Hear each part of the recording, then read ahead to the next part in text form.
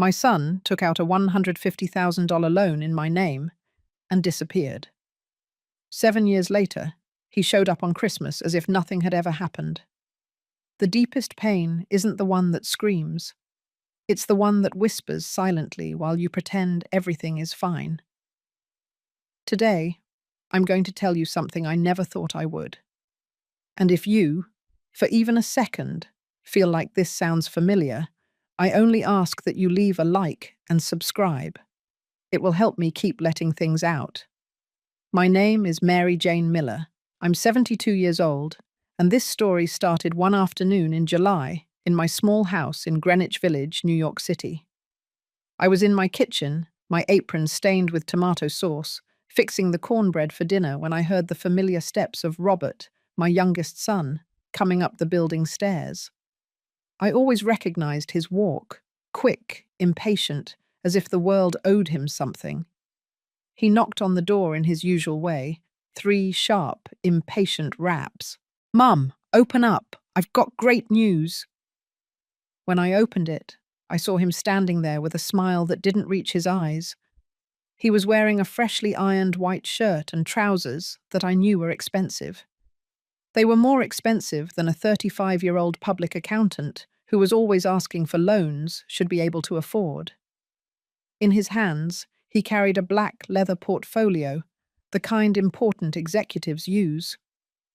"How are you, sweetie?" I asked, wiping my hands on my apron. "Have you eaten yet? I just made chicken noodle soup and baked chicken."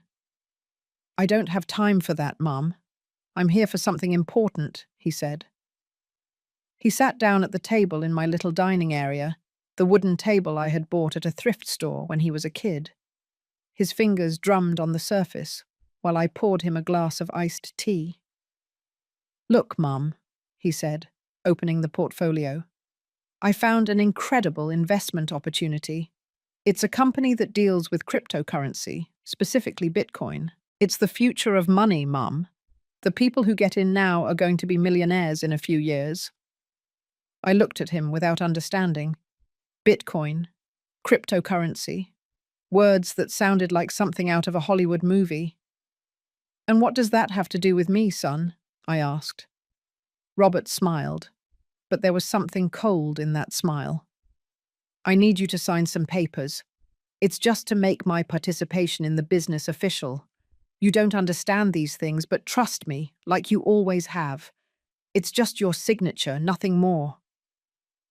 I took out my reading glasses and looked at the documents. Tiny letters, huge numbers, technical words that danced before my eyes. I saw my name printed several times. Mary Jane Miller. I saw amounts that seemed fantastical to me. $150,000. I saw the word loan repeated like an echo. "Robert's son, this says it's a loan. I don't want to owe anyone anything." The smile vanished from his face. "Mum, it's just a formality. The bank needs a guarantor, someone to back the investment, but the money goes straight into my business accounts. You won't have to pay anything. On the contrary, when this grows, I'm going to buy you a bigger house in Beverly Hills, with a yard and everything." I hesitated. Something in my stomach twisted, like when I was a kid and sensed a storm coming. "I don't know, son. Your father always said never to sign anything you don't understand completely." Robert's face hardened. He leaned forward, and his voice changed pitch, becoming deeper, colder. "What? You don't trust your own son?" His voice was low. "Mum, you always sacrificed for all of us. You worked double shifts at the clothing factory to pay for our school. You sold your gold earrings so I could study accounting. Now that I can finally give you something back, are you going to play the martyr?" His words hurt me like slaps. It was true. I had worked for 18 years in the factory, from 6 in the morning to 6 in the evening, stitching school uniforms until my fingers bled. I had sold my engagement ring when Robert needed money for his college degree. I had eaten tuna and crackers for months, so he and his brothers could have turkey. Besides, he continued, and now his voice sounded wounded, after everything I did for you when Dad died, have you already forgotten who helped you with the funeral expenses? Who came every day to comfort you? That was true too. When Michael, my husband, died of diabetes 5 years ago, Robert had been the only one of my 3 children who hadn't abandoned me. He had paid half of the funeral. He had slept in my living room the first few weeks, so I wouldn't feel alone. He had been my company during those dark months, where every waking moment was a painful miracle. Look, Mum, his voice softened, returning to the one of the boy who comforted my nightmares. Just trust me one more time. This is the last thing I'll ask of you. After this, you're the one who is going to have money to spare. I promise you, on Dad's memory. I picked up the pen. It was a cheap blue pen, the kind they sell at the drugstore. My hand trembled as I wrote my name on every page. Mary Jane Miller. Mary Jane Miller. Mary Jane Miller. My signature. Over and over. Authorizing something I didn't understand out of love for someone I blindly trusted. That's it, Mum. Don't worry about anything. In 6 months, when you see the results, you'll thank me. He kissed my forehead, took the papers, and headed for the door. Wait, Robert. When will I see you again? I'll call you in a few days, Mum. I have to travel to Dallas now to close the deal. But soon, very soon, you'll hear from me. He closed the door, and I stayed there, in my silent dining room, with the smell of baked chicken filling the air, and a strange feeling in my chest, as if I had unknowingly signed my own death warrant. That was the last time I saw my son, for 7 years. The first sign that something was terribly wrong arrived exactly 33 days later, on a Tuesday morning that started like any other. I was watering my geraniums on the small porch when I heard someone knocking on the door insistently. It wasn't the familiar tap of my neighbors or the soft knock of the mail carrier.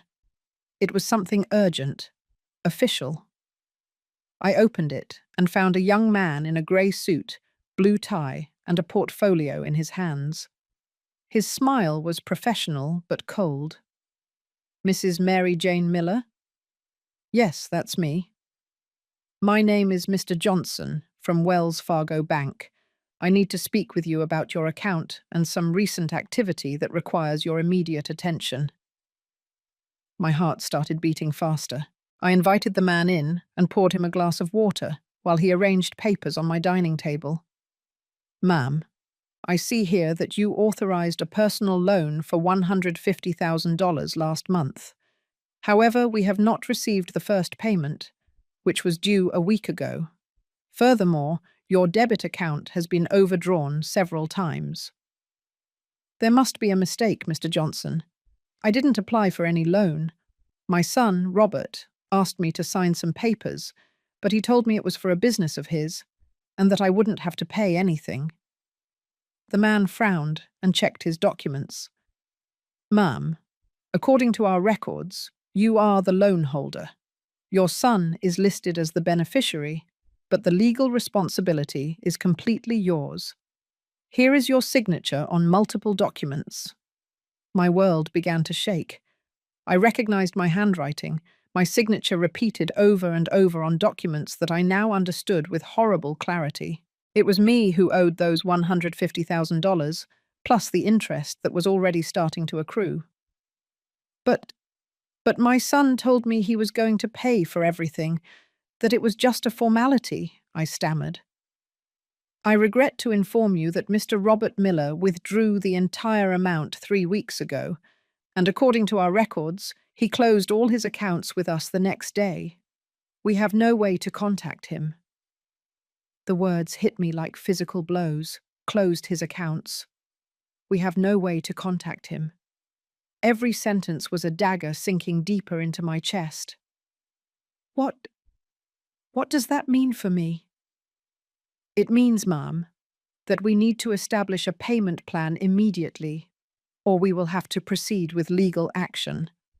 The first payment of $8,500 has been overdue for a week. $8,500. It was more than I spent on groceries in 3 months. It was more than I had held in cash in my entire adult life. After the agent left, with promises that we would look for a solution, I sat in my living room and picked up the phone, with hands that couldn't stop shaking. I dialed Robert's number, which I knew by heart.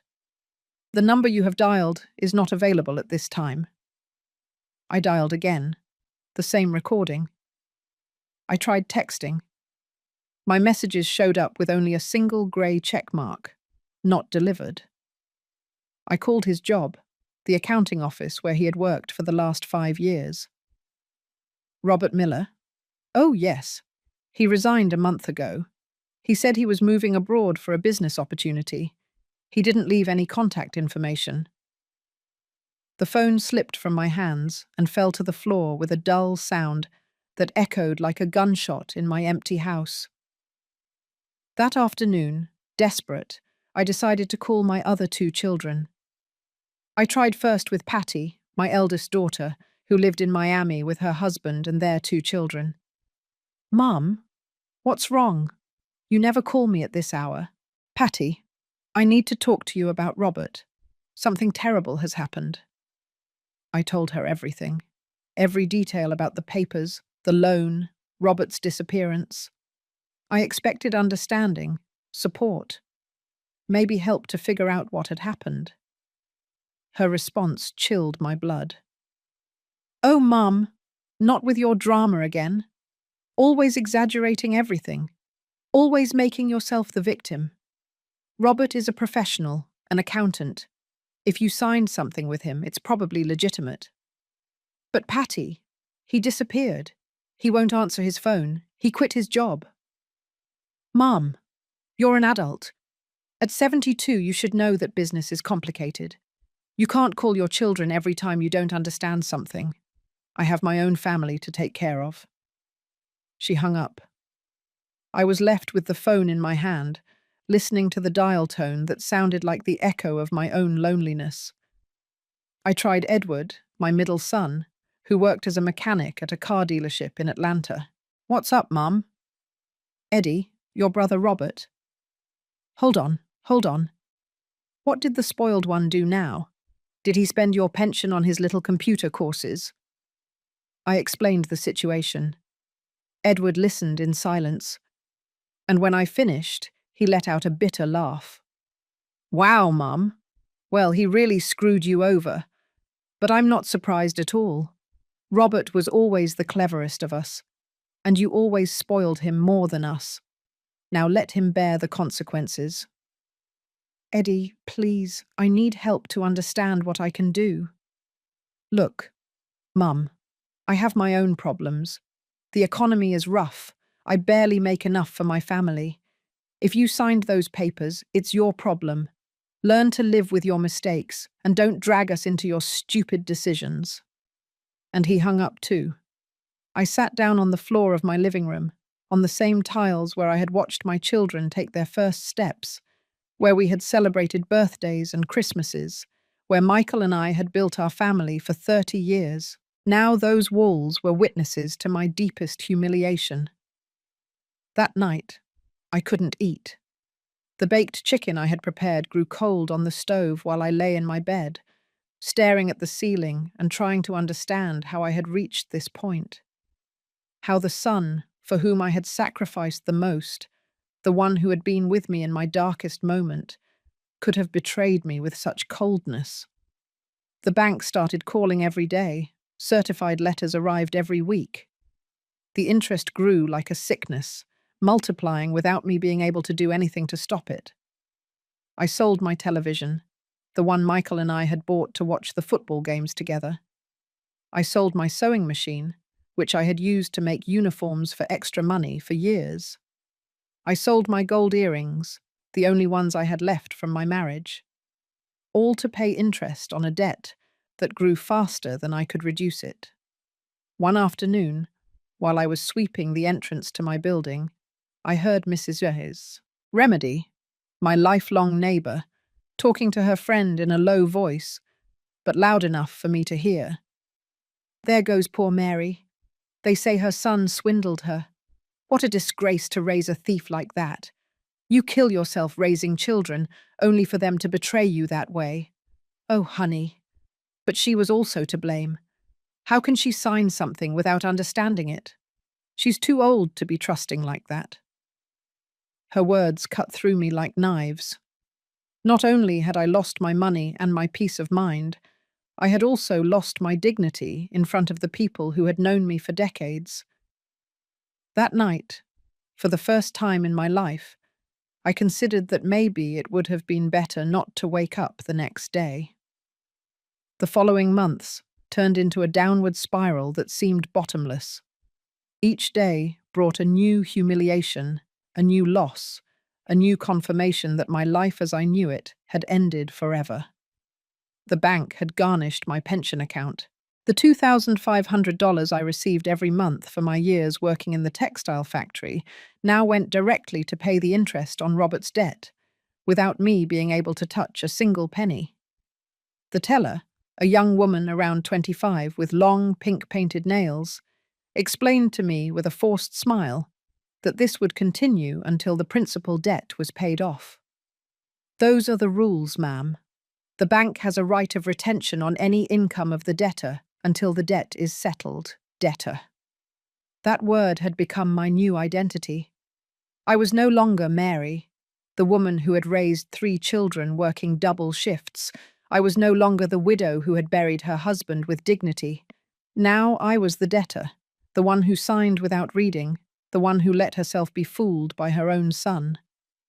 My diet was reduced to the basics: rice, beans, and tortillas when I had money to buy the ingredients.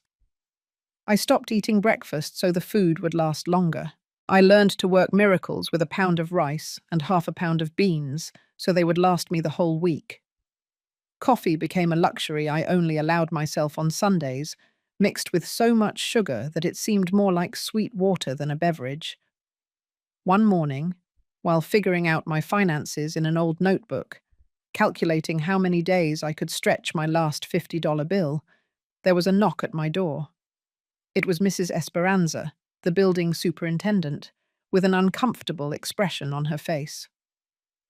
"Mary, excuse me for bothering you, but the administrator asked me to speak with you. You are 3 months behind on your maintenance fee." It was true. The $300 a month I was supposed to pay for building maintenance had become impossible to cover. $300 that used to seem like nothing to me now represented 10 days of food. "How much time can you give me, Esperanza?" "Look, Mary, I feel really bad, but the administrator says if you don't pay in 2 weeks, they'll have to send you a summons. You know how Don Albert is, very strict with payments." Don Albert, the building administrator, was a man in his 60s who had made collecting fees his personal mission. I had seen him evict entire families for smaller delays. For him, personal circumstances didn't exist. Only accounts that balanced or didn't balance. After Mrs. Esperanza left, I sat in my kitchen and tried to find something else to sell. My eyes scanned every corner of the house that had been my home for 20 years. There was almost nothing of value left. The furniture was old and worn, with no resale value. The remaining dishware was just the basics, what I needed to eat. Michael's few books were worthless on the second-hand market. My gaze stopped at the small shelf in the living room, where I kept photos of Michael and a picture of the Virgin Mary, which had been my mother's. There were also Michael's wedding rings, which I had kept after his death like a sacred treasure. They were 14-carat gold. Nothing extraordinary, but they represented 30 years of marriage, 30 years of love, fights, reconciliations, shared plans. I took the rings in my hands. They weighed more than I remembered, or maybe it was my heart that had become lighter. I walked to the bathroom mirror and looked at myself intently. "Forgive me, Michael," I whispered.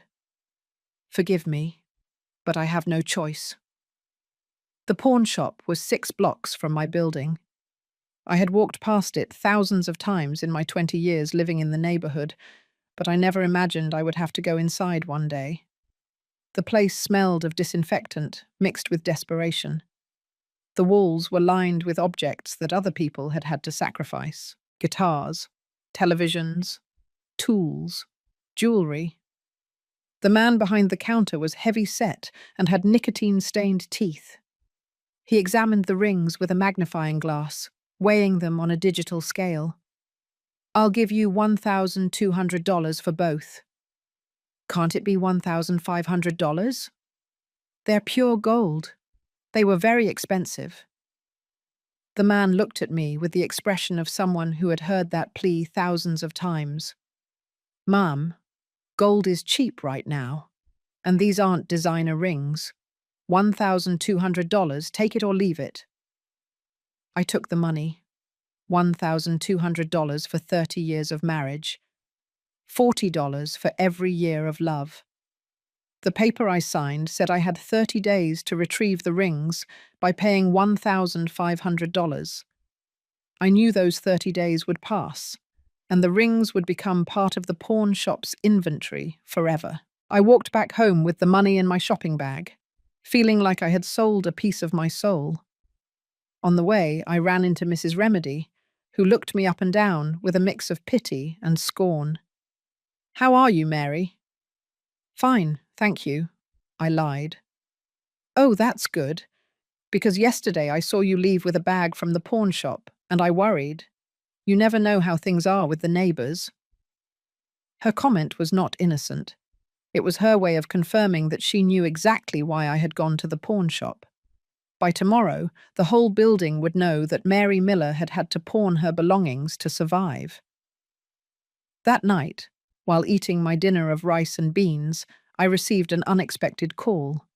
It was Patty, my eldest daughter. "Mum, how are you?" For a moment, my heart filled with hope. Maybe she had reconsidered.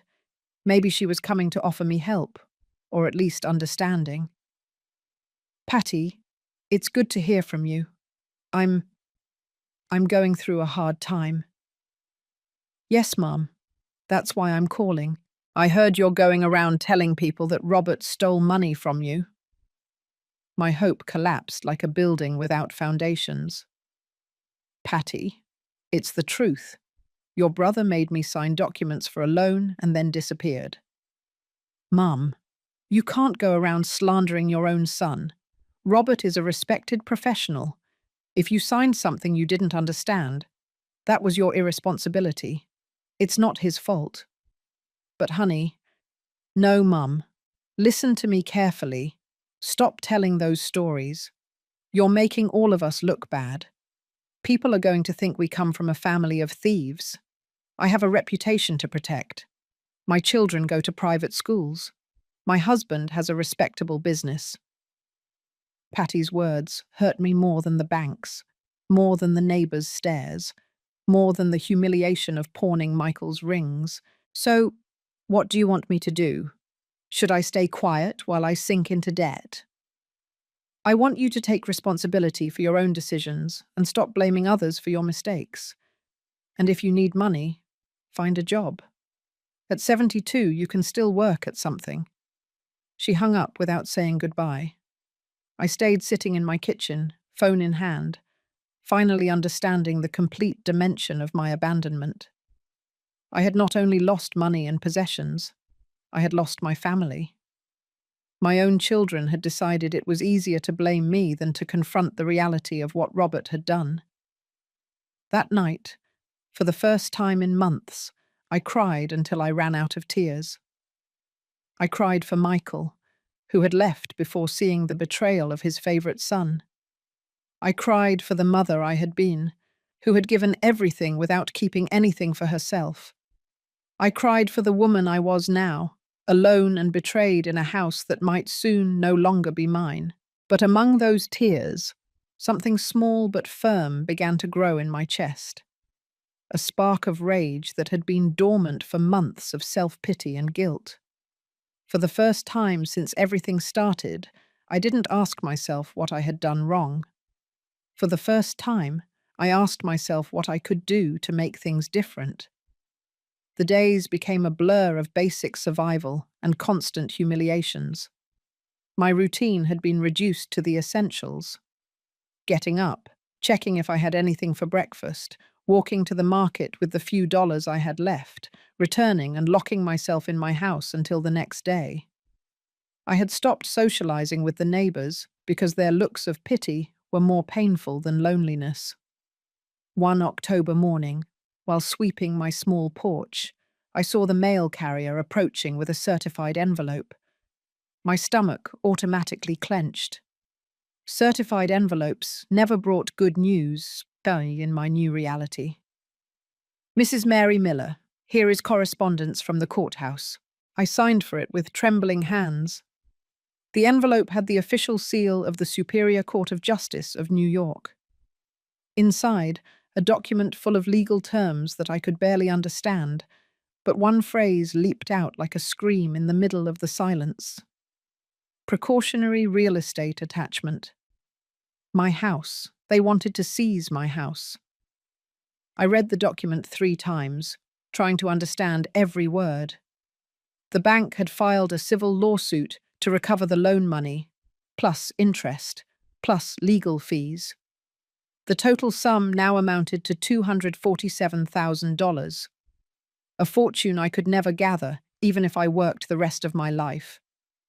I had 15 days to present my defense to the court, or the seizure would proceed automatically.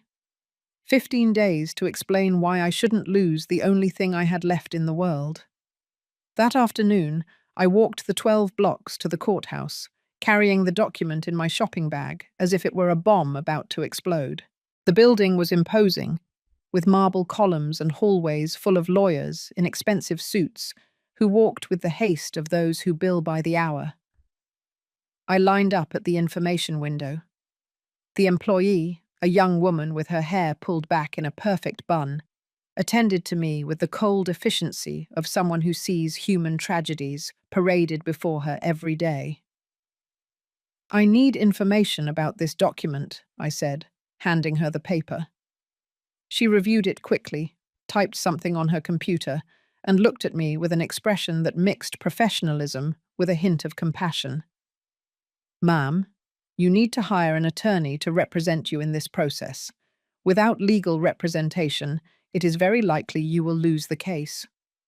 How much does a lawyer cost? It depends on the case, but a process like this can cost between $50,000 and $100,000. $50,000! It was like asking me to buy the moon. With what I had left in my bag, I couldn't even afford the bus ride home. Are there no free attorneys? Yes, there is the public defender's office, but they have a long wait list. And honestly, ma'am, in civil debt cases like yours, it's very difficult to win. I left the courthouse feeling smaller than ever. On the sidewalk, I sat on a planter and took out my old cell phone to call Edward, my middle son. Maybe the seriousness of the situation would make him reconsider. Hello, Eddie. It's your mother. I need to talk to you urgently. What now? They're going to seize the house, son. The bank is suing over Robert's loan, and if I don't get a lawyer in 15 days, I'm going to lose my home. There was a long silence on the other end of the line. And what do you want me to do, Mum? Eddie, please. It's the house where you grew up, where your father lived his last years. I can't lose it. Look, Mum, I told you from the beginning that this whole thing with Robert was going to bring consequences. You signed it. You are responsible. I don't have money for expensive lawyers. I'm not asking you to pay for everything, just to help me. No, Mum. I'm sick of every time someone in the family screws up. We all have to pay the price. Everyone handles their own problems. And he hung up. I tried once more with Patty, although I knew the answer would be just as cruel. Mum, I already told you that you can't keep blaming Robert for your bad decisions. If you're going to lose the house, find a cheaper apartment. At your age, you don't need so much space. Patricia, that house holds all the memories of your father, of you when you were children. Memories are in the heart, Mom, not on the walls. Besides, maybe this will help you learn to be more financially responsible. She hung up too. That night, while having my eternal combination of rice and beans for dinner, I touched all the walls of my house. The kitchen where I had prepared thousands of meals for my family, the living room where Michael and I had watched TV every night for 20 years, the room where my children had slept, where I had comforted their nightmares and celebrated their achievements.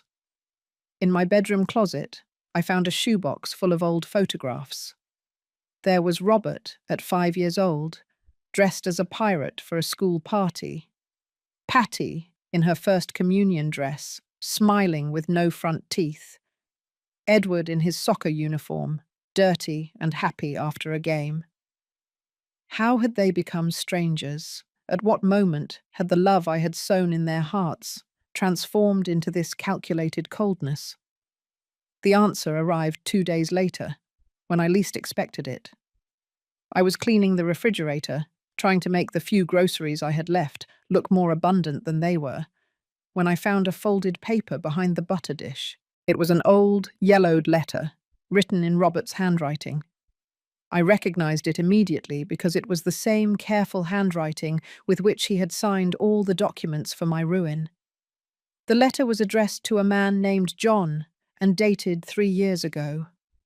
As I read it, my world collapsed once more, but now in a different, more definitive way. John, brother, I have everything planned. My old lady is already a little senile. She believes everything I tell her. I'm going to convince her to sign a loan in her name. I'm going to tell her it's for a Bitcoin business or some BS like that. With that cash, I'm heading to Spain. I have some really good investment opportunities in crypto over there that will make me a multimillionaire. If it goes well, in 5 years, I'll come back with a fortune in euros. If it goes badly, well, the old lady can deal with the debt. Whatever. She's already lived her life. I'm just starting mine. My siblings will be on my side because they also know it's about time someone else took care of the old lady.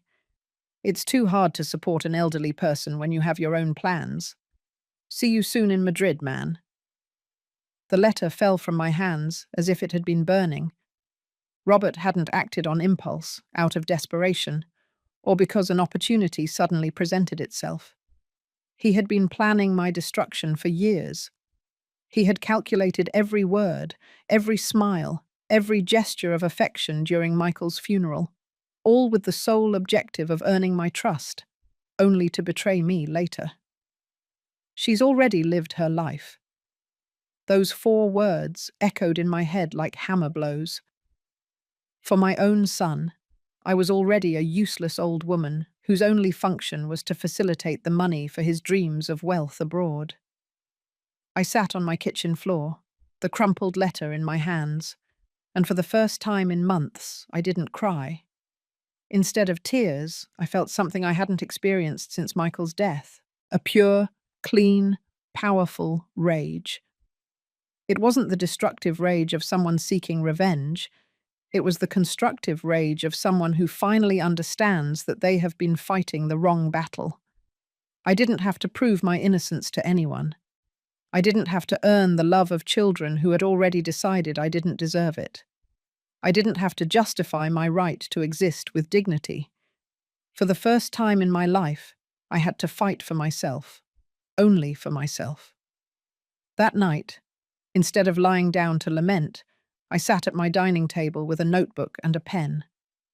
I wrote down everything I remembered about the signatures, about Robert's promises, about the dates and the names. I wrote about the letter I had found, about the phone calls, about every detail that could be important.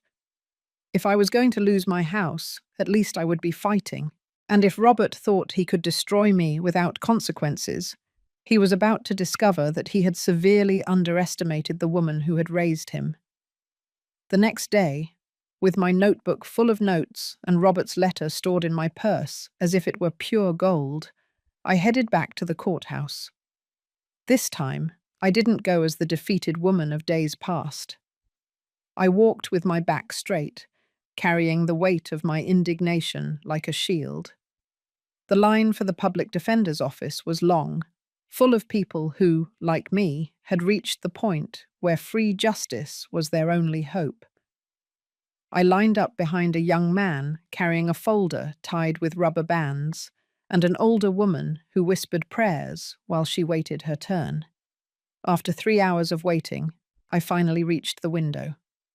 The attorney who attended to me was named Andrea Morrison, a woman around 40, with glasses and an expression that spoke of too many cases and too little time. "Ma'am, I see you have a case of seizure for civil debt.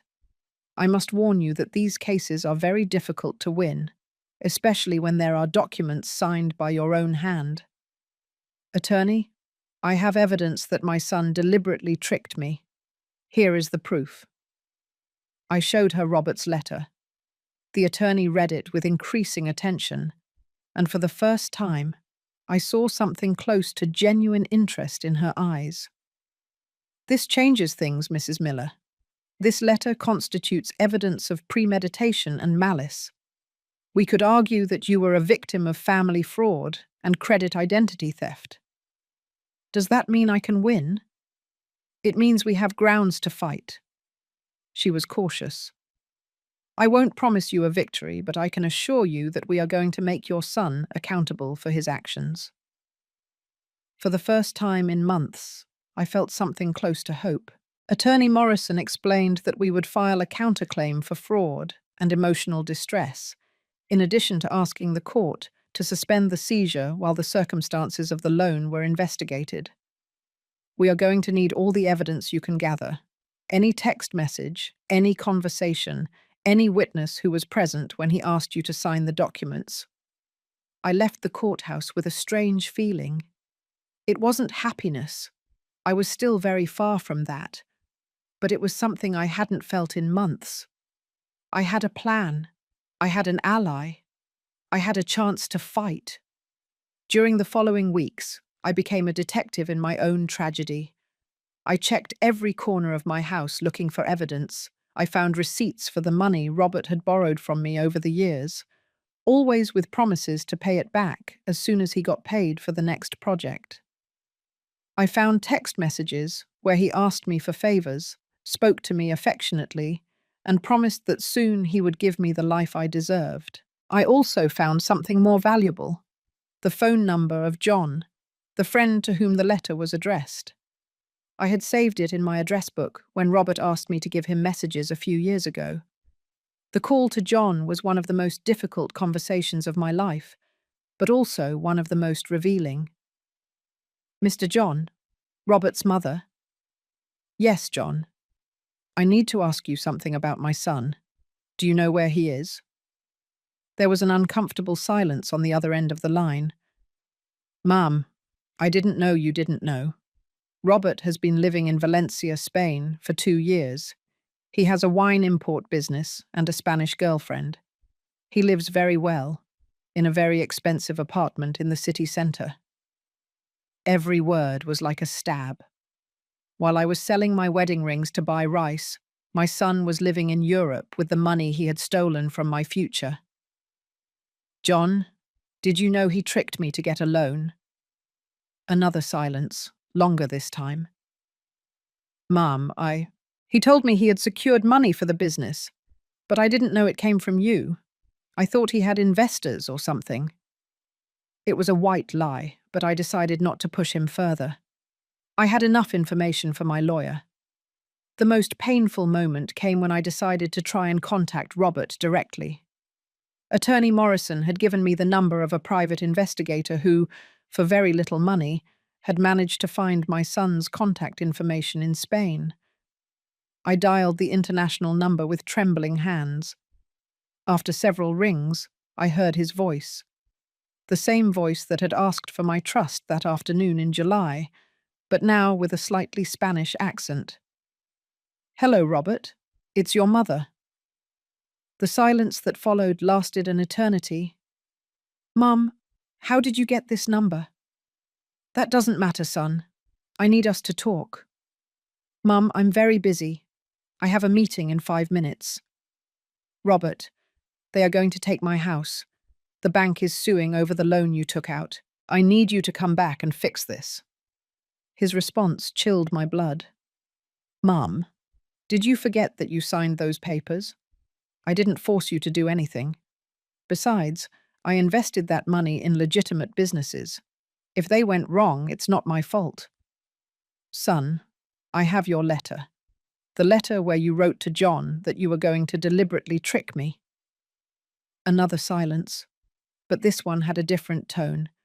It was the silence of someone who had just realized that his perfect lie had a fatal crack. I don't know what letter you're talking about, Mum. And honestly, I don't have time for your drama. I'm over that stage of my life. I have a new family now, new responsibilities. You've already lived your life. Let me live mine in peace. You've already lived your life. The same words from the letter. The words that summarized my own son's life philosophy. I was a disposable obstacle on his path to wealth and success. Robert, I'm your mother. I carried you for 9 months, Jim Schwart. I raised you. I sent you to college. And I helped you when my dad died. We're even now. Now everyone goes their own way. He hung up. I stayed sitting with the phone in my hand, but for the first time, I didn't cry. The conversation had an unexpected effect. It had completely killed any hope I still had of recovering the son I thought I had raised. There was nothing left to rescue, no relationship to rebuild. Only justice remained. That night, I called Attorney Morrison and told her about the conversation. I also gave her all the details John had shared with me about the luxurious life Robert was leading in Spain with my money. Perfect, Mrs. Miller. This significantly strengthens our case. A son living in luxury abroad while his mother faces the seizure of her house is a very powerful image before any judge. Do you really think we can win? Ma'am, I have more confidence now. And there's something else we can do. We're going to request that your son's bank accounts be frozen, both in New York and in Spain. If we can prove that the money he has comes from the fraud he committed against you, we can recover some of the assets. For the first time in almost a year, I went to sleep feeling that maybe, just maybe, justice existed. And that maybe, just maybe, my son had severely underestimated the woman who had raised him to be a better person than he had chosen to be. The next day, I woke up with a new feeling. It wasn't happiness, but it wasn't the desperation that had accompanied me for months either. It was determination. A cold and clear determination that regardless of the outcome, I was going to fight until the end. Robert had taken my money, my peace of mind, and my trust in my family. But he had made one mistake. He had left evidence of his betrayal. And now that evidence was going to become the weapon I would use to reclaim my dignity. The months that followed were an emotional roller coaster that I never thought I would have the strength to endure. Attorney Morrison had managed to temporarily suspend the seizure while the legal process unfolded.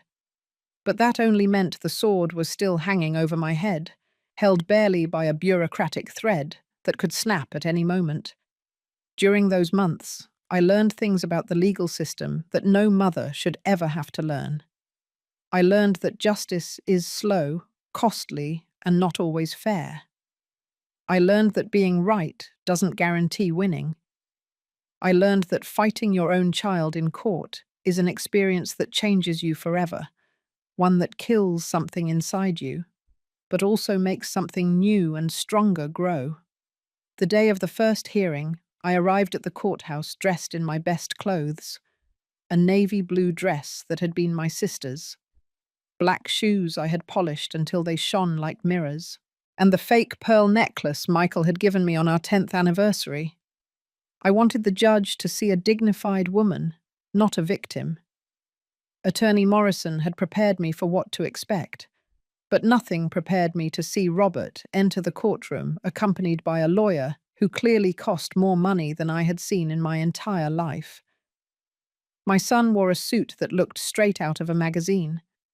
He had a gold watch on his wrist and walked with the confidence of someone who believed they held all the winning cards. When our eyes met for the first time in more than 2 years, I waited to see something. Remorse, shame, pain, any emotion that indicated there was anything left of the child I had raised.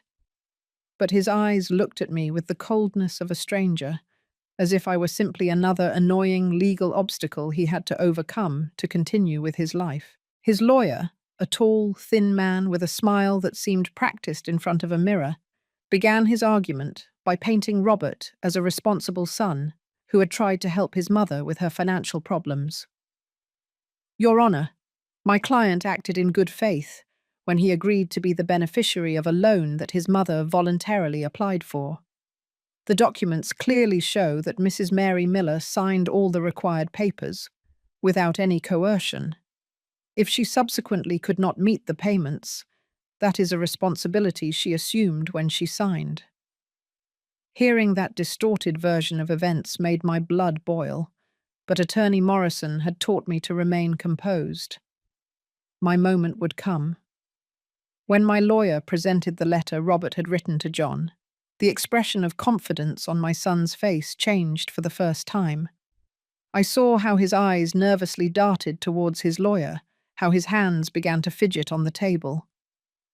"Your Honor," Attorney Morrison said, "this letter, written in the defendant's own hand, clearly demonstrates that there was premeditation and malice in the deception toward my client.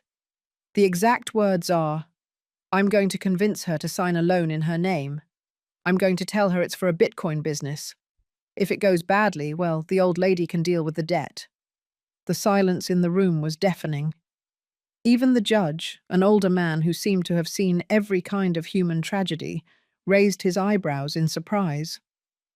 Robert's lawyer tried to argue that the letter could be fake, that there was no way to verify its authenticity, that it had been obtained illegally, but Attorney Morrison was prepared. She had commissioned a handwriting analysis that confirmed the handwriting was Robert's, and she had testimonies from several neighbors who had seen my son taking objects from my house after I signed the documents. When it was my turn to testify, I went to the stand with trembling legs, but a steady voice. I had practiced my statement in front of the mirror for weeks, but being there, in front of the judge, with Robert, looking at me with that coldness, was different from anything I had imagined. "Your Honor, I trusted my son because he was my son, because he had been with me when his father died, because he promised me he would take care of me. I never imagined that someone who came from my own womb could plan my destruction with such coldness." My voice cracked slightly as I continued. "He knew I didn't understand loans or banks. He knew I would sign anything he asked me to because I trusted him blindly. And he used that trust as a weapon to steal not only my money, but my peace of mind, my home, and my dignity." When I finished speaking, there was a moment of silence in the room. Even Robert's lawyer seemed uncomfortable. But my son showed no emotion. He remained seated, looking at his hands, as if my testimony was merely an annoying formality he had to endure. The most devastating moment came when the judge asked Robert directly if he had anything to say in his defense. My son stood up, adjusted his tie, and with a clear voice and not the slightest sign of remorse, said, "Your Honor, I invested that money in legitimate businesses. If the investments didn't work out as I expected, that is not my fault. My mother signed those documents as a responsible adult, knowing the implications. I cannot be held responsible for her imprudent financial decisions." He didn't mention even once that I was his mother. He didn't show a hint of guilt or regret. He spoke of me as if I were a stranger who had made a judgment error and now wanted to blame him for the consequences. That night, back in my house, I sat in my living room, and for the first time in months, I didn't feel sad. I felt empty, but it was a different kind of emptiness. It was the emptiness that remains when you finally accept that someone you loved never truly existed, that the person you had idealized was just a construct of your own need for maternal love. The legal process dragged on for 6 more months. There were hearings, presentation of additional evidence, and expert testimonies. Throughout that time, my other 2 children kept their distance. Patty even called me once to ask me to drop the lawsuit because it was making the whole family look bad. "Don't you realize this is going to be in the newspapers?" she said. "Aren't you thinking about your grandchildren? How are they going to feel when they find out their grandmother sued their uncle? And aren't you thinking about how I feel knowing that my own children prefer to protect a thief rather than support their mother?" I replied. She hung up and didn't call again. Edward was more direct in his cruelty. "Mom, stop the BS. Robert went to Spain. He's living his life. Why do you want to screw him over? After all, you're already old. You don't need so much money. Leave him alone. You're already old. You don't need so much money." As if my age was a justification for theft. As if reaching 72 years old automatically meant giving up my right to justice and dignity. But there was something my children didn't understand. I was no longer just fighting for the money. I was fighting for something much more important. I was fighting for my right to exist as something more than a silent victim. I was fighting against the idea that older mothers should endure any abuse simply because they had raised their abusers. The verdict arrived on a Tuesday in March, almost 2 years after everything began. The judge had deliberated for 3 weeks, and when Attorney Morrison called me with the news, her voice had an excitement I hadn't heard before. "Mrs. Miller, we won. We won everything." The judge had ruled completely in my favor. He had declared the loan null and void because it was obtained through fraud and deception. He had ordered the immediate freezing of all of Robert's accounts, both in New York and in Spain. He had condemned my son to pay compensation for emotional distress, equivalent to $300,000. And most importantly, he had ordered Robert to return to New York to face criminal charges for family fraud and identity theft. But the judicial victory was only the beginning. The real triumph was what I had discovered about myself during those 2 years of struggle, that I was stronger than I had believed, that I deserved respect and dignity, and that I didn't have to apologize for demanding justice. That night, for the first time in almost 3 years, I slept completely peacefully. The notification that Robert had been arrested at the Madrid airport arrived 6 weeks after the verdict. Attorney Morrison called me on a Friday morning with a mix of professional satisfaction and something that sounded almost like incredulity. "Mrs. Miller, your son was arrested while trying to board a flight to Dubai. Apparently, he had planned to move there to evade the legal consequences, but the international extradition order reached the airport before him." During the following weeks, events unfolded with breathtaking speed. Robert's accounts in Spain were effectively frozen, revealing a fortune that exceeded €2 million. My son had used my money as initial capital for Bitcoin investments that, by sheer luck, had multiplied exponentially during his stay in Europe. The money he had stolen from my future had become the basis of an estate that included a luxury apartment in Valencia, a wine import business, and a Bitcoin portfolio worth more than everything I had owned in my entire life.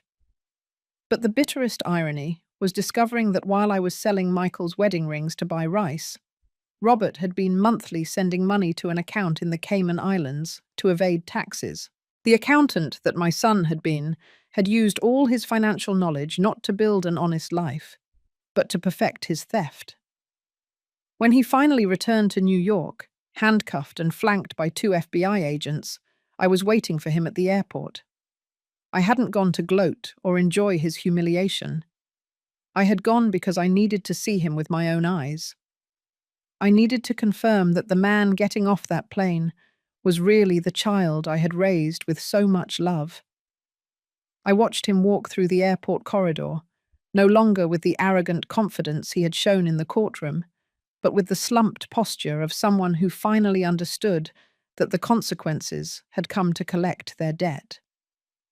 When our eyes met through the glass of the waiting area, I saw something I hadn't seen in years. Fear. It wasn't fear of jail or legal consequences. It was the fear of a child who finally understands that he has forever lost his mother's love.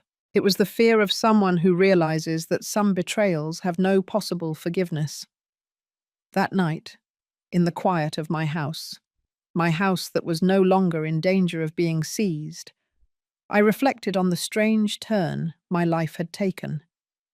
In less than 3 years, I had gone from being a quiet widow with a modest pension to technically being a woman with access to a multi-million-dollar fortune. Because that was what the court verdict meant. All the assets Robert had acquired with the stolen money legally belonged to me. The apartment in Valencia, the wine business, the cryptocurrency. Everything had to be liquidated to compensate for the damage he had caused me. But the wealth, I discovered, didn't feel the way I had imagined it would. The first decision I made was to refuse to live in the Valencia apartment that now belonged to me. When attorney Morrison suggested that I could move there and live like a European millionaire, my response was immediate and firm. I would never set foot in a place built with my pain. Instead, I ordered that the apartment be sold and the money transferred to an account in New York. I did the same with the wine business and with most of the bitcoins. All that fortune that had been born of my betrayal returned to its place of origin, converted into US dollars and deposited in the same bank that had once threatened to take my house. The sweetest revenge was not seeing Robert in jail. It was the call I received from the same Mr. Johnson who had come to my house 3 years ago to notify me of my debt. Now his voice had a completely different tone, a difference that bordered on the servile. "Mrs. Miller, it is an honor to inform you that the bank has decided to offer you our premium wealth management services. With your new financial situation, we believe we could help you maximize the return on your assets." I interrupted him with a smile in my voice. "Mr. Johnson, do you remember me? 3 years ago, you came to my house to threaten to take my home. You called me an irresponsible debtor." The silence on the other end of the line was delicious. Ma'am, those were the bank's policies at the time." "The bank's policies haven't changed, Mr. Johnson. What changed was my bank account. And now that I have money, suddenly I'm worthy of respect. Right? Ma'am, we always— Mr. Johnson, I'm going to tell you what I'm going to do with my money. I'm going to take it out of your bank and put it into an institution that treats all people with dignity, regardless of how many zeros they have in their account." And I hung up. That afternoon, I opened an account at a credit union I had learned about years ago when I was desperately looking for options to save my house. The woman who helped me was the same one who had explained with patience and kindness that they couldn't help me because I didn't have enough income to qualify for a loan. "Mrs. Mary, how wonderful to see you. How are you? How can we help you today?" "I've come to open a savings account and to make a donation to your loan program for vulnerable women." When I told her the amount I wanted to deposit, her eyes widened. "Ma'am, are you sure about this amount?" "Completely sure. And I want this money to be used specifically to help older women who have been victims of family fraud. I want them to have access to free lawyers and psychological support." During the months that followed, my new financial reality opened doors I never knew existed, but it also made me understand the true nature of many human relationships. Suddenly I had distant relatives who remembered my existence and neighbors who had always been very loving toward me. Patty called me for the first time in 2 years, with a sweet voice she hadn't used with me since she was a teenager. "Mum, it's great that everything finally worked out favorably. I always had faith that justice would triumph. Patty, 2 years ago you told me to stop slandering your brother and to take responsibility for my mistakes." "Oh, Mum, you know I've always supported you. The thing is, I was worried about you. I didn't want you to suffer more with the legal process." It was fascinating to see how money could rewrite history, how the very people who had abandoned me in my darkest hour now constructed narratives where they had always been on my side. Edward was even more direct in his new attitude. "Mum, I've been thinking that you should come live with us. We have an extra room, and it would be good for you to be close to the family." "Edward, when I needed help not to lose my house, you told me everyone carries their own burden." "Oh, Mum, that was when I was stressed about work. You've always been welcome in my house." But the most painful call was the one I received from the jail. Robert was entitled to one phone call a week, and he had decided to use it to talk to me. "Mum," his voice sounded broken, vulnerable, like when he was a child and had done something wrong. "I need us to talk." "Now you want to talk, Robert?" "Mum, I know what I did was wrong, but you can't let me rot in jail. I'm your son." It was the first time in years he had identified himself as my son, but his words no longer had the power to manipulate me. "Robert, you yourself told me that I had already lived my life, and to let you live yours in peace. I took you at your word. Mum, please, if you help me get out of here, I promise I'll pay you back every last penny. We can start over. Like when you promised me the loan was just a formality. Like when you promised you would take care of me after your father died. Which of your promises should I believe now?" The silence on the other end of the line stretched until the call was cut off. That night, for the first time since everything began, I didn't feel pain over the destruction of my family. I felt something that took me time to identify. Relief. The relief of finally having stopped carrying the burden of loving people who didn't love me back. The following months were the strangest of my life. For the first time in my 72 years, I had more money than I could spend. But also, for the first time, I truly understood what loneliness meant. Not the loneliness of being physically alone, but the loneliness of realizing that the people you had loved your whole life were actually strangers who had been playing a role. One May morning, while drinking coffee in my kitchen, I could now afford the imported coffee I had always seen at the supermarket but never bought. I received an unexpected visit. It was Sophia, my 20-year-old granddaughter, Patty's daughter. I hadn't seen her in almost 3 years. The last time she was a moody teenager who barely spoke to me during family gatherings. Now she was a young woman, a psychology student at the State University, with intelligent eyes and a smile that painfully reminded me of Michael. "Grandma Mary, can I come in?" "Of course. Sweetie, do you want coffee?" We sat in my living room, and for the first time in years, I had a real conversation with someone in my family. Sophia told me about her studies, her boyfriend, and her plans to specialize in family therapy. But there was something in the way she looked at me that told me she hadn't just come for a visit. "Grandma, I want you to know that I never agreed with the way my mum and Uncle Edward treated you when everything happened with Uncle Robert."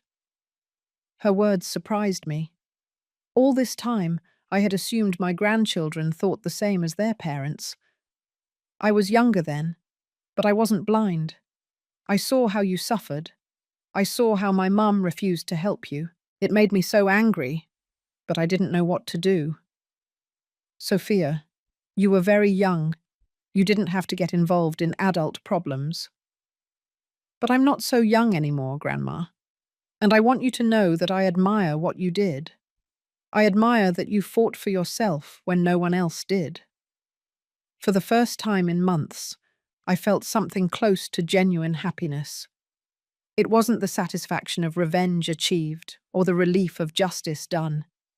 It was the warmth of knowing that someone truly saw me, understood me, respected me. Do you know what impresses me the most, Grandma? That after everything you went through, you didn't become bitter. You're here, in your house, peaceful, not trying to hurt anyone. You think so, sweetie? I know it. Because if you were a vengeful person, you could do a lot of damage with all the money you have now. You could ruin my mum, Uncle Edward, everyone who turned their backs on you. But you haven't. She was right. Throughout these months, I hadn't used my new financial position to hurt my other children. I hadn't cut off the educational loans Patty had taken out for her children. I hadn't interfered with Edward's business. I had simply moved away from them, like someone walking away from a burning house to avoid getting burned. Grandma, can I ask you something personal? Of course, sweetie. Do you miss the family you had before? I mean, I know it wasn't real, but do you miss the feeling of having a family? The question went straight to my heart. It was the question I had asked myself thousands of times during sleepless nights. Sophia, I miss the family I thought I had. I miss the illusion that my children loved me. But I don't miss the reality of what it really was. Me giving everything and receiving crumbs of affection when it was convenient for them. And don't you feel lonely? I felt lonelier when I was surrounded by people who used me than I do now that I'm truly alone. At least now the loneliness is honest. Sophia was quiet for a moment, processing my words. Grandma, would you mind if I visited you once in a while? Not for the money, I swear, but because I think you're the bravest person I know, and I would like to get to know you better. That afternoon, after Sophia left, I sat in my garden, which I could now keep perfectly manicured, thanks to a gardener who came twice a week. And I thought about how strange destiny was. I had lost 3 children, but I had found a granddaughter. I had lost a fake family, but I had gained an authentic relationship. The following days were full of changes I never anticipated. I decided to use some of my money to do something I had always wanted but never could afford. To travel. Not extravagant trips to Europe or Asia, but simple trips within America, to places I had dreamed of seeing since I was a child.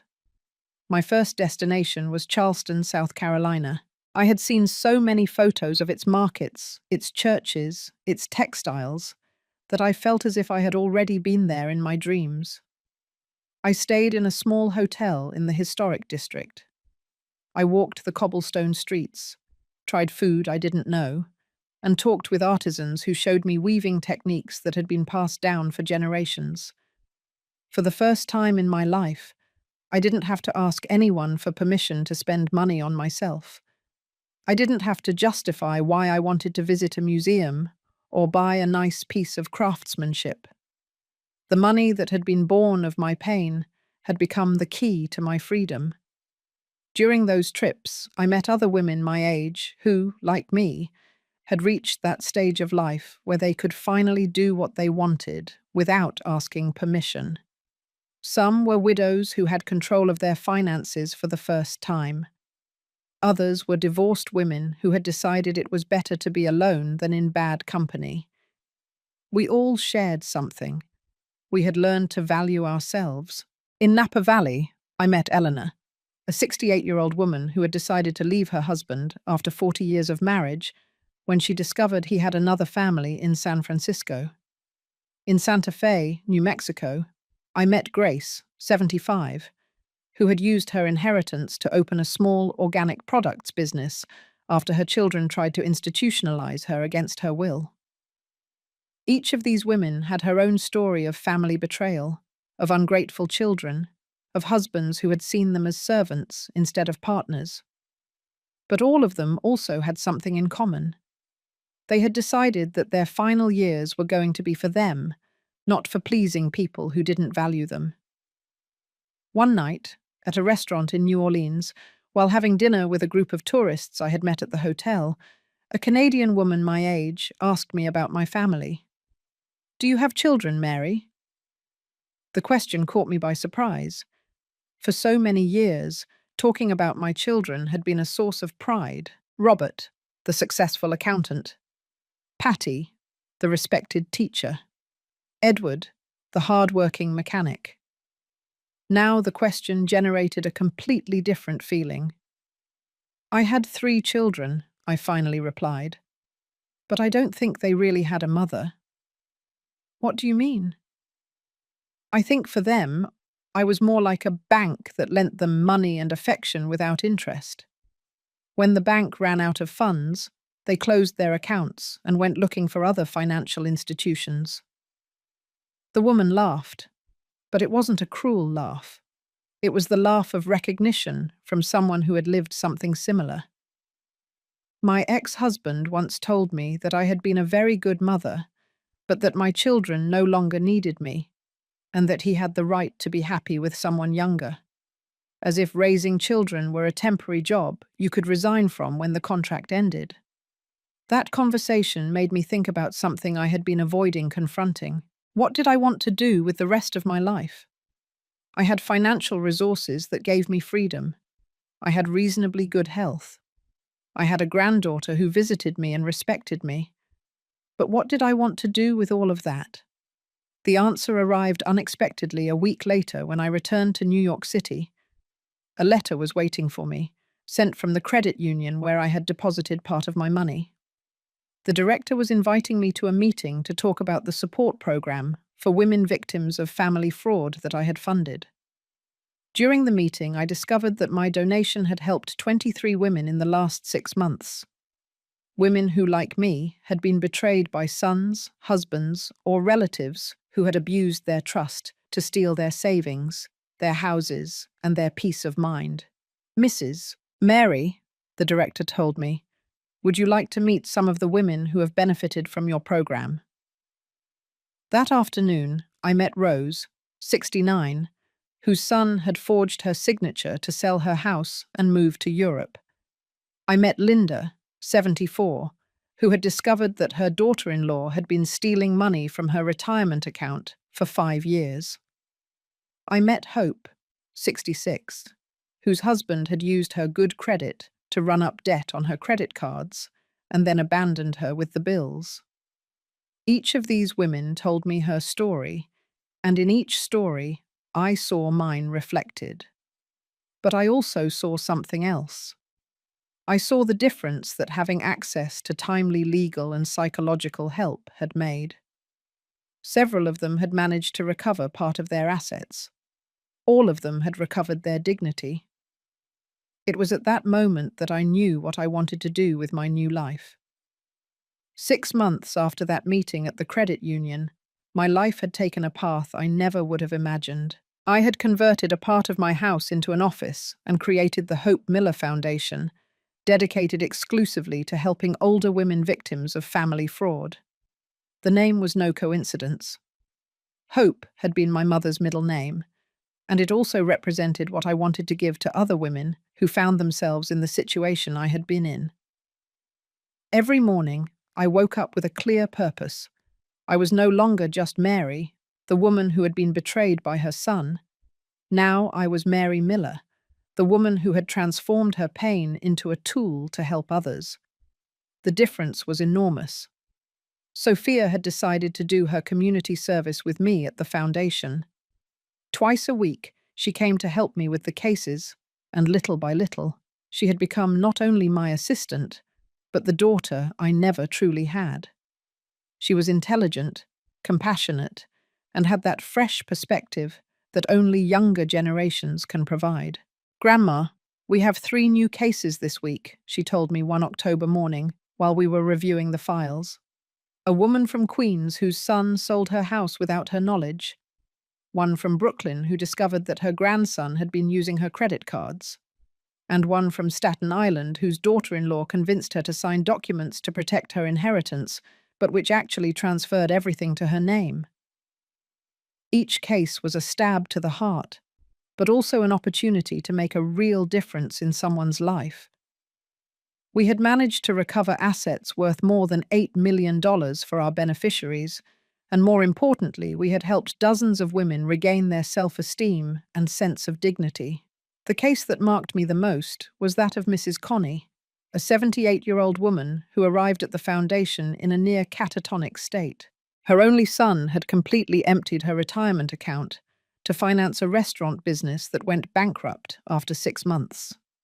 When she tried to confront him, he had threatened to put her in a nursing home if she kept causing problems.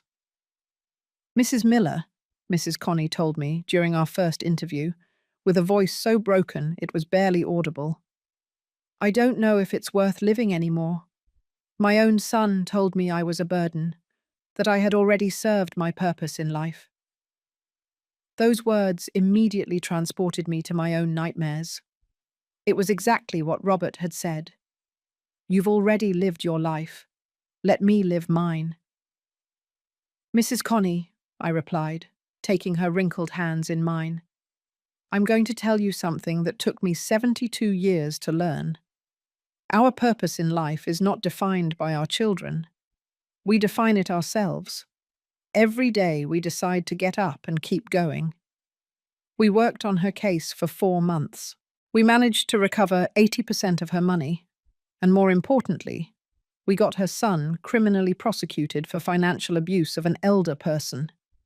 But the real victory was seeing how Mrs. Connie regained her inner strength, how her eyes shone again, and how her voice regained firmness.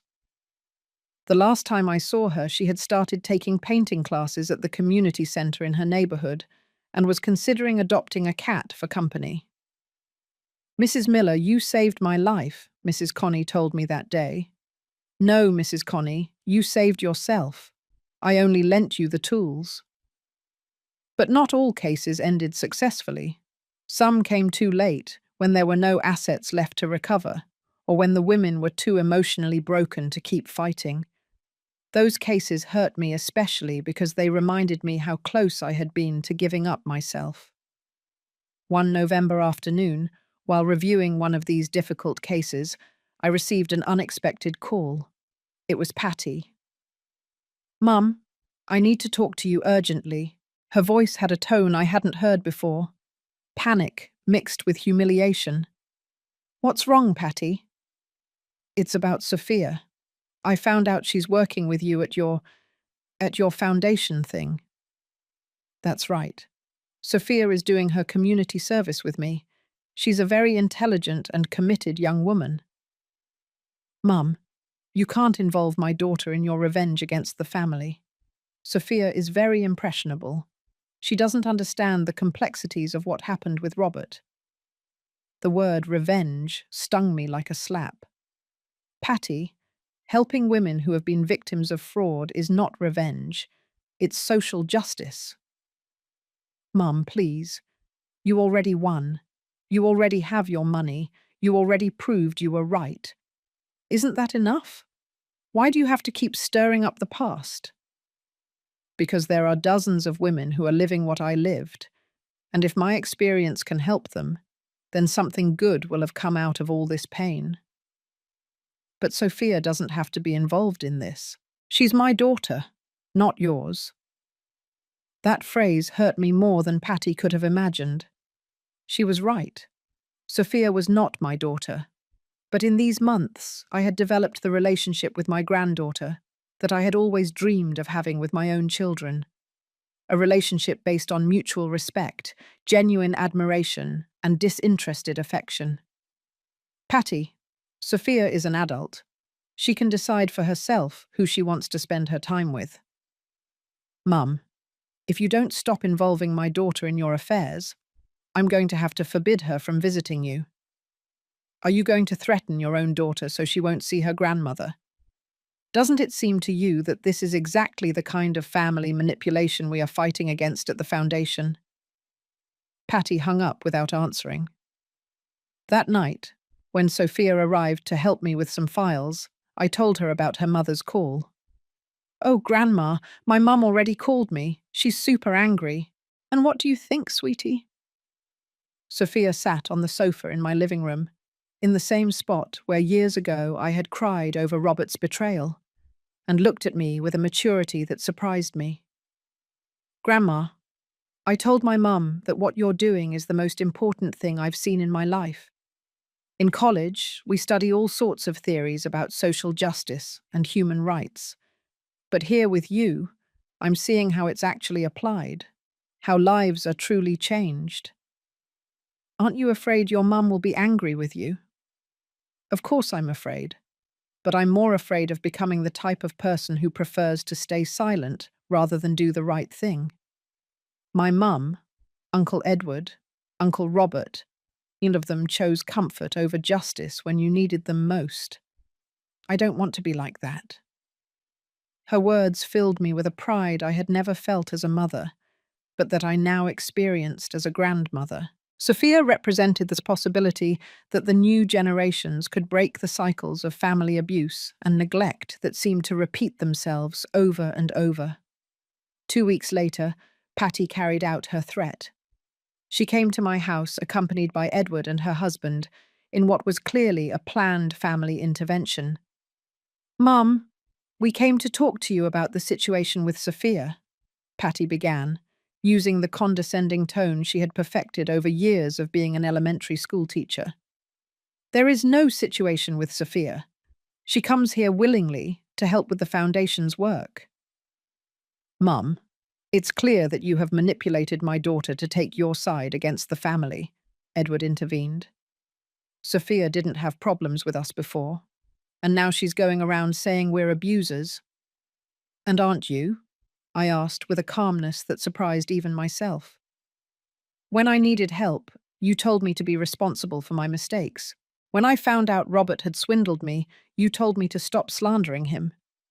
When I was about to lose my house, you told me everyone carries their own burden. What would you call that behavior?" "Mum, we're over all that," Patty said. "You already won the lawsuit. You already got your money back. Why can't we start over as a family?" "Because starting over requires acknowledging what was wrong the first time, and you still believe you didn't do anything wrong." Patty's husband, who had remained silent until that moment, decided to intervene. "Mrs. Miller, with all due respect, I think you are being too hard on your children. They made mistakes, yes, but at the end of the day, they are still your family." "And what exactly do you want from me?" I asked directly. The three of them exchanged uncomfortable glances before Edward responded. "We want you to stop filling Sophia's head with anti-family ideas. And well, we also think it would be fair for you to help us financially. After all, we are also your children, and it's not fair that Robert got all the family money." There was the truth. They hadn't come out of love, for reconciliation, or for genuine concern for Sophia. They had come for money. Once again, everything came down to money. "I understand. You want me to give you money and stop teaching my granddaughter that older women deserve respect and dignity." "Mom, don't put it that way." "How else should I put it, Patty? You abandoned me when I was poor, and now you come back because I'm rich. Do you really expect me not to see the pattern?" That meeting ended the way it had to end, with my children leaving angry and me remaining more convinced than ever that I had made the right decisions. But the most important thing was that Sophia, who had heard the whole conversation from the kitchen, came out when they left and hugged me with a fierceness that reminded me of Michael. "Grandma, I am so proud of you, and I want you to know that no matter what my mum says, I'm going to keep working with you. This is too important to abandon because of family pressure." In that moment, I understood that I had achieved something I had never consciously sought. I had raised a granddaughter who had the moral strength that my own children never developed. And maybe that was the true victory of this entire story. The first anniversary of the Hope Miller Foundation came faster than I had expected. In 12 months, we had helped 57 women recover a total of $18 million in assets stolen by family members. But more important than the numbers was the transformation I had seen in each of these women, and the one I had experienced in myself. To celebrate the anniversary, we decided to organize an event in my house's garden. It wasn't an ostentatious celebration, but an intimate gathering where the women we had helped could share their stories of recovery and strength. Sophia had insisted that we invite journalists and social workers, arguing that it was important to shine a light on this type of abuse that was often silenced by family shame. On the afternoon of the event, while Sophia and I were arranging the chairs in my garden, an unexpected surprise arrived. It was Mrs. Remedy, my lifelong neighbour, the same one who years ago had muttered about my misfortune when she thought I couldn't hear her. "Mary, sweetie, can I talk to you for a moment?" Her tone was completely different from the one she had used with me during the worst moments of my crisis.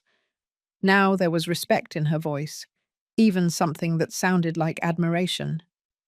"Of course, Remedy. What do you need?" "Well, I'm really embarrassed to tell you this, but I think I need your help." She told me that her son, the one who had always been so responsible and affectionate, had been taking money from her savings account for the past 2 years to finance a used car sales business that existed only in his imagination. When she confronted him, he told her it was borrowed money and that he would pay her back when the business took off. Now she had discovered that he had also used her house as collateral for a bank loan without telling her.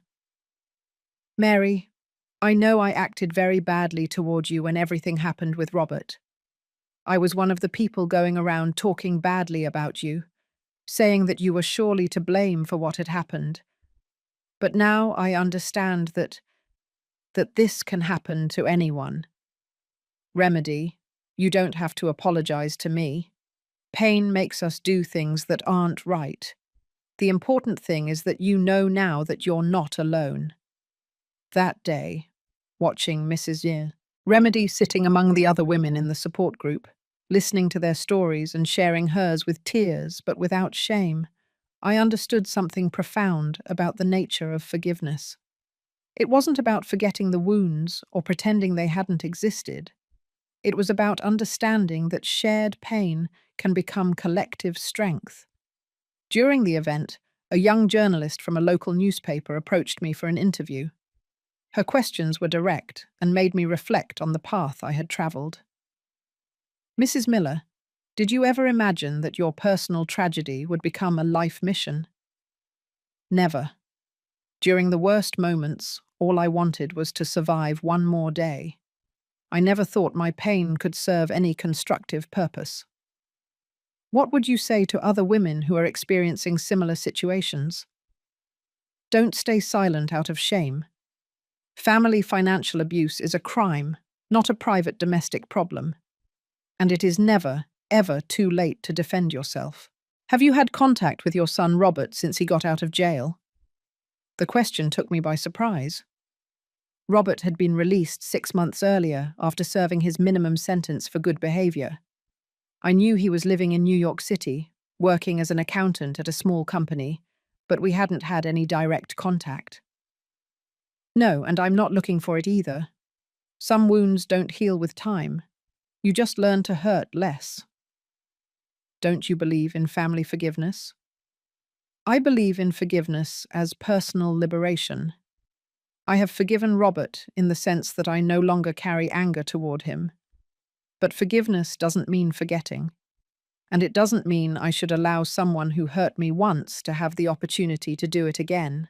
That night, after all the guests left and Sophia helped me clean up, we sat in my living room to have tea and reflect on the day. "Grandma, don't you ever miss having a normal family, like those families that gather at Christmas and truly love each other?" It was a question I had asked myself thousands of times during sleepless nights. Sophia, I miss the idea of having a family like that, but I don't think I ever truly had one. What I had was a very convincing illusion of family, sustained by my need to believe that my sacrifices had been worth it. And don't you feel lonely? I feel peaceful, which is very different. For years, I felt lonely while surrounded by people who were supposed to love me. Now I am truly alone in family terms, but I have purpose, I have peace, and I have the satisfaction of knowing that my life has value beyond what I can give to others. A week after the event, I received an unexpected letter. The sender was Robert. The return address showed that he was living in a working-class neighborhood in Queens, very far from the European luxury he had enjoyed with my money. I held the letter in my hands for several minutes before deciding to open it. Part of me was curious, but another part feared it was another attempt at manipulation. The letter was surprisingly brief. "Mum, I saw the newspaper articles about your foundation. I'm not writing to apologize because I know I don't deserve it. I'm also not writing to ask you for money, because I understand that I am no longer your son in any real sense of the word. I'm only writing to tell you that I see the photos in the papers, where you appear smiling with all those women you've helped, and I realize that you are stronger than I thought. I was wrong when I thought you had already lived your life. It turns out you were just starting it." I read the letter 3 times. There were no pleas or attempts at justification. There were no dramatic declarations of love or regret, just the recognition, perhaps belated, that he had destroyed something valuable, for something that turned out to be temporarily glamorous, but fundamentally empty. That night, I didn't save the letter in a box or tape it to the refrigerator as I used to do with my children's letters. I put it in my desk drawer, along with other important but not sentimental documents. It was evidence that Robert still existed, but he was no longer part of my emotional life. The next day, while working on a particularly difficult case, an 80-year-old woman whose daughter had sold her house without her consent to pay off gambling debts, my phone rang. It was a number I didn't recognize. "Mrs. Mary Miller?" "Yes, speaking." "My name is Mr. George Santillana from the National Institute on Aging. We have been following the work of your foundation, and we would like to invite you to participate in a national program for the prevention of financial abuse against older adults." The proposal was exciting. The federal government wanted to use the model of our foundation as the basis for a national program. This would mean resources to help hundreds more women, training for social workers across the country, and the possibility of changing laws to better protect older adults. Mrs. Miller, your personal story, combined with the success of your foundation, makes you the ideal person to lead this project. When I hung up the phone, I sat in my office for long minutes, processing what had just happened. My personal betrayal had become a platform to create real social change. The deepest pain of my life had transformed into the most powerful tool to help others. That afternoon, when Sophia arrived for work, I told her about the government's call. "Grandma, this is incredible. Do you realize what this means? Your story is going to protect thousands of women across the country. Sophia, do you think it's worth it? Everything I went through, all the betrayal, all the pain, if in the end it helps other people, do you think it's worth it?" My granddaughter looked at me with those young but wise eyes that reminded me so much of Michael.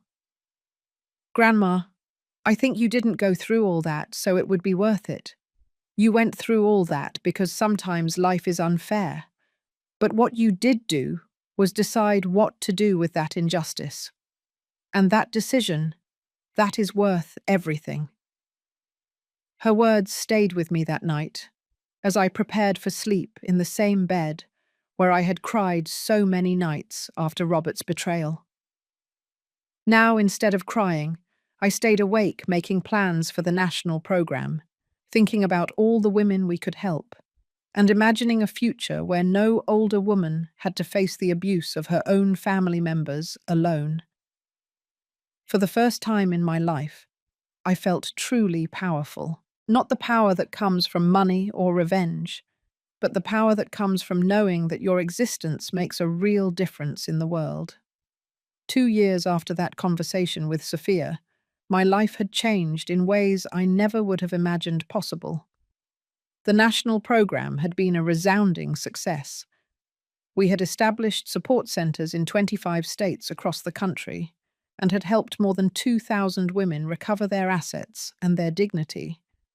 But more important than the numbers was the cultural transformation we were achieving. American families were starting to talk openly about financial abuse against older adults, a topic that was previously kept hidden by shame. One March morning, while reviewing reports from the different centers in my office, which now occupied the entire first floor of my house, I received a call that deeply surprised me. It was Eleanor, the coordinator of the Miami Center. "Mrs. Miller, I have a very particular case that I need to consult you about. A woman named Patty Miller wants to register for our program." The last name immediately caught my attention. "Patty Miller? By any chance, do you know if she's a teacher?" "Yes, indeed. She is an elementary school teacher.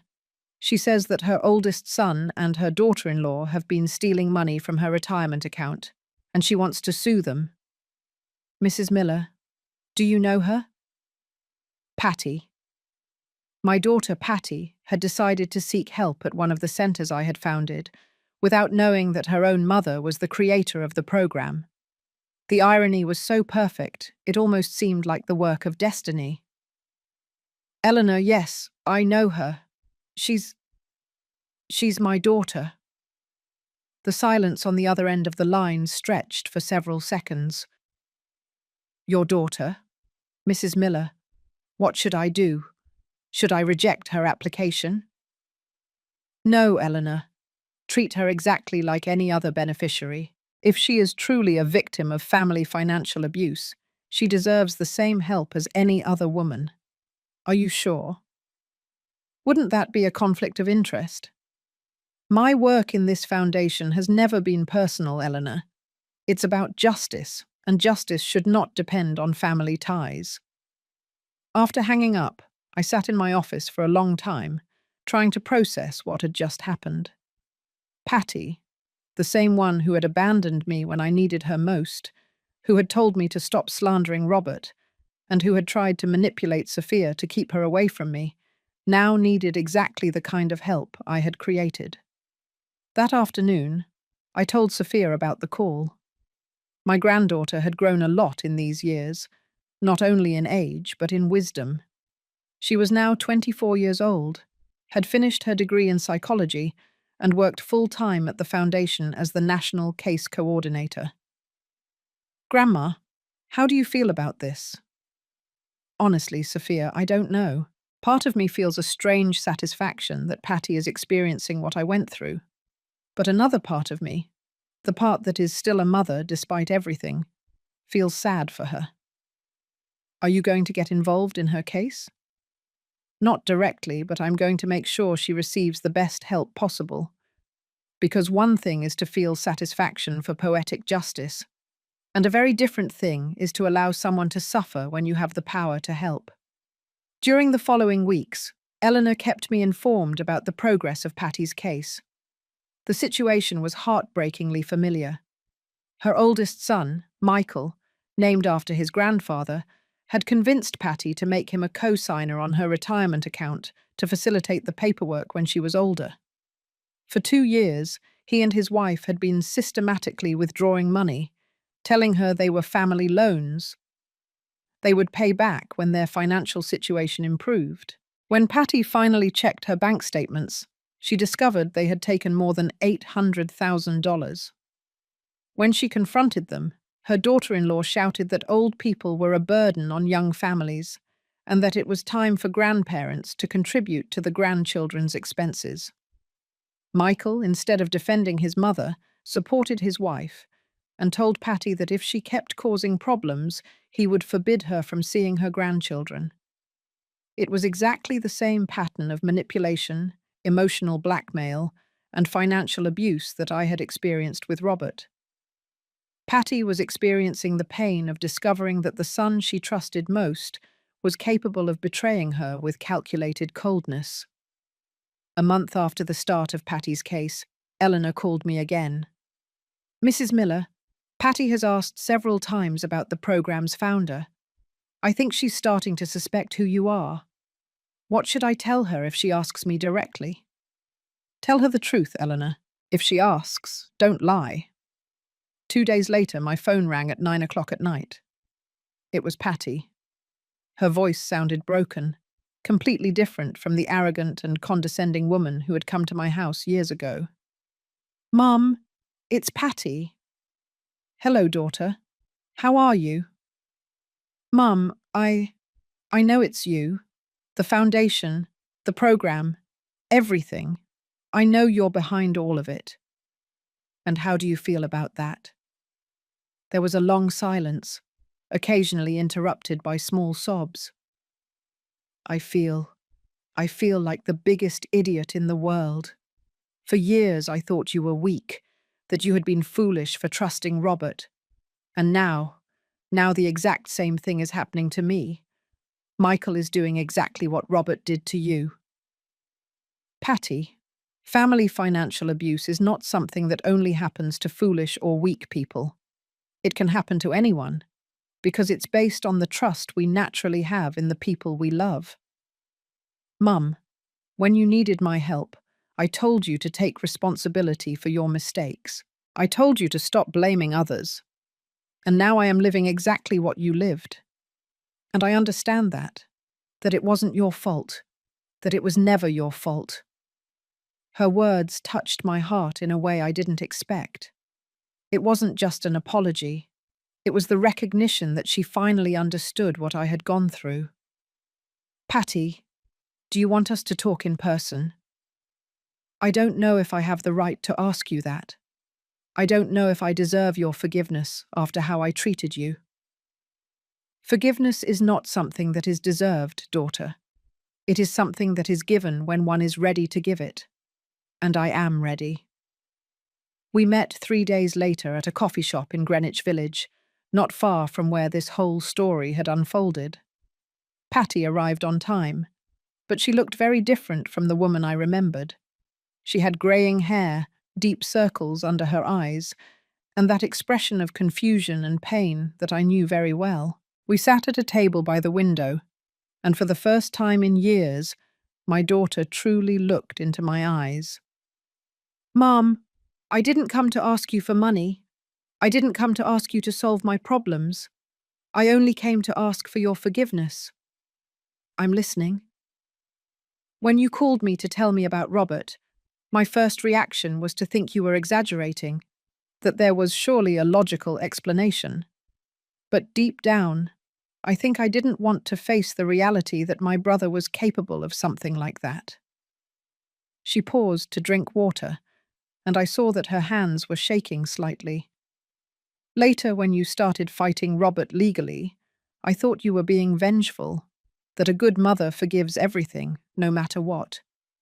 But now I understand that you weren't being vengeful. You were defending yourself, and you had every right in the world to defend yourself. Patty, what are you going to do about Michael? I've already started the legal process, with the help of your foundation. It's very strange, you know. Receiving help from the organization that my own mother founded to help women like the ones we created by abandoning you. Don't think of it as a cruel irony, daughter. Think of it as a second chance. A chance to do things differently this time. Mum, is there any possibility that you and I can start over? Not as if nothing happened, because I know that's impossible. But maybe we can build something new on the ruins of what we destroyed. The question I had been waiting for years had finally arrived, and the answer surprised even myself. Patty, I'm willing to try, but it has to be on completely different terms. I am no longer the woman who needed her children's approval to feel valuable, and you can no longer be the daughter who thinks she has the right to judge her mother's decisions without offering support. What do you need from me? I need you to publicly acknowledge what happened, to be a spokesperson for the foundation, to tell your story to help other families avoid making the same mistakes we made. Your testimony could prevent other daughters from abandoning their mothers the way you abandoned me. Patty nodded slowly. Yes, yes, I can do that. I want to do that. For the first time in years, I truly saw my daughter. Not the projection of my maternal expectations, not the idealized construct of what a daughter should be, but the real Patty. A 52-year-old woman who had made terrible mistakes, but who had the courage to acknowledge them and the determination to make amends. It was a start. It wasn't the perfect reconciliation of the movies, but it was real, honest, and based on mutual respect instead of family obligation. Maybe it was exactly what we both needed.